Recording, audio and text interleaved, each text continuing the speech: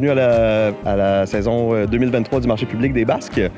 On va être ouvert cette année là, du 11 juin, donc aujourd'hui, 11 juin, jusqu'au 8 octobre, donc soit tous les dimanches là, de 10h à 15h. On est au 21 rue Pelletier, dans la cour du caveau des Trois Pistoles de la microbrasserie. Ce qui est intéressant avec le marché public des Basques, c'est qu'on a des archives depuis 2011, mais le marché existe certainement depuis au moins 2005. Donc, on parle là, officiellement d'une 11e saison du marché, mais probablement pas loin plutôt d'une 16e saison. Bien, officiellement, on est à 26 exposants-exposantes différents. Avec une moyenne de 12 exposants par dimanche. On a une très belle diversité, dont au moins 6 nouveaux exposants-exposantes cette année, qui proviennent encore une fois là, de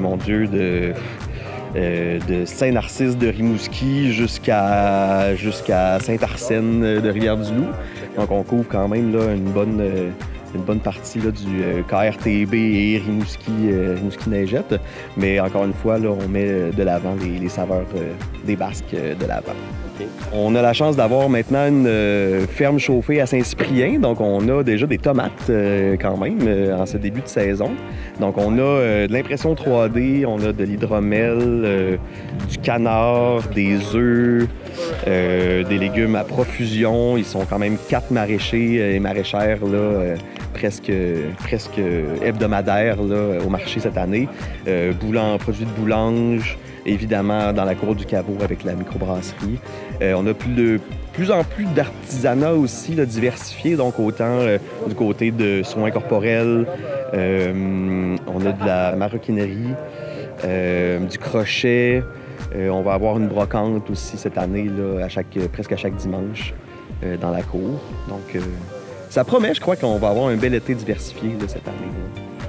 Alors, la fameuse épluchette de blé d'Inde revient. Là, cette année, on parle du 10 septembre, si je ne m'abuse. On va en faire une journée communautaire là, de la rentrée.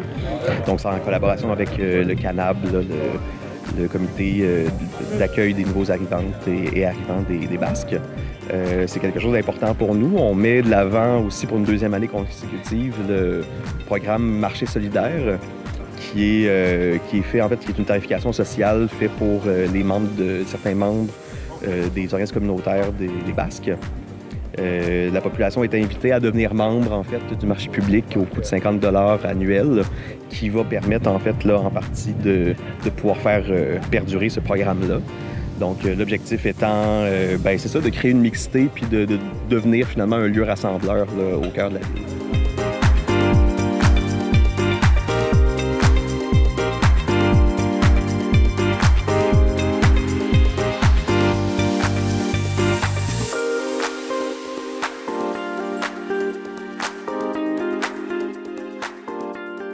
J'offre des produits imprimés en 3D, avec une machine 3D qui en ce moment roule. Les gens peuvent venir ici puis demander une réparation quelconque ou une chose qu'ils veulent imprimer de leur imagination. Ils montrent juste une photo, je l'écris sur mon ordi puis je l'imprime. Un petit oiseau, genre miniature, ça prend environ 23 minutes. Des supports à canne à pêche, par exemple, sur mon sémur, ça prend 3 heures. Tu vois, c'est petit, là. Fait que il y a des affaires qui peuvent prendre jusqu'à 8 heures, je vais prendre jusqu'à 24 heures. Les grosses affaires prennent beaucoup de temps, les petites affaires prennent pas beaucoup de temps. C'est Mickaël Covier. Puis ma soeur qui est avec moi, c'est Casse Crochet. Elle fait des toutous, elle fait des foulards, elle fait un peu de tout. Elle a son site web, vous pouvez aller voir sur Casse Crochet. Elle a un Instagram aussi, fait que vous pouvez aller voir là. Tous les produits sont en ligne, vous pouvez genre les acheter live. On a le 11, 18 et 25 juin. Puis en juillet, on a le 2, le 23, le 30 et le 6 août. On fait une grande variété de légumes. Là, bon, c'est le printemps, on est tôt en saison, on n'a pas un grand choix, mais plus la saison avance, puis plus que le kiosque s'élargit, puis qu'on manque de place pour nos légumes, en fait. Là. Fait qu'on va être là au marché public toute la saison, jusqu'à l'Action de grâce. Laitue, épinards, échalotes, des oignons, des patates, tomates, poivrons, les courges à partir de fin août, début septembre. Toutes les nommées pour vrai, c'est dur, là, mais on a vraiment beaucoup de variétés. On est certifié biologique. Là, c'est notre 7e saison. Depuis 2017 qu'on a commencé. On a commencé tout petit. Puis là, d'année en année, bien, on s'améliore tout le temps. Puis on s'est certifié dès notre première année. C'est quoi l'importance d'avoir des produits bio dans notre assiette? En partant, pour le consommateur, c'est qu'il n'y a pas de pesticides dessus. Puis plus généralement, c'est d'encourager un mode de production qui est moins dommageable pour l'environnement. On a des pratiques beaucoup plus soucieuses de la biodiversité, de la conservation du sol, sans engrais et pesticides de synthèse. C'est de ça qu'on dépend en grande partie pour pouvoir produire des plants en santé et des légumes au bout du compte.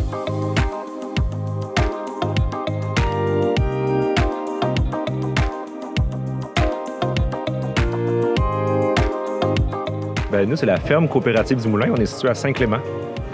Dans le fond, cette année, c'est tranquillement en train de se spécialiser dans la production de semences. Donc, on produit des semences de légumes puis de fleurs pour votre jardin.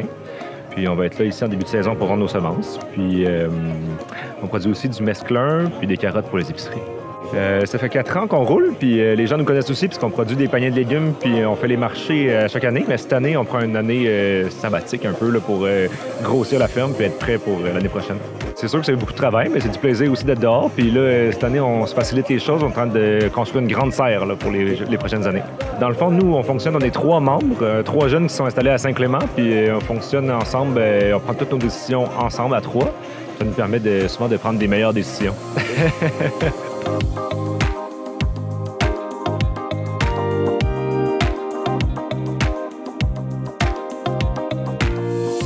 L'entreprise, c'est Miel Naturel, Hydromellerie Saint-Paul-de-la-Croix.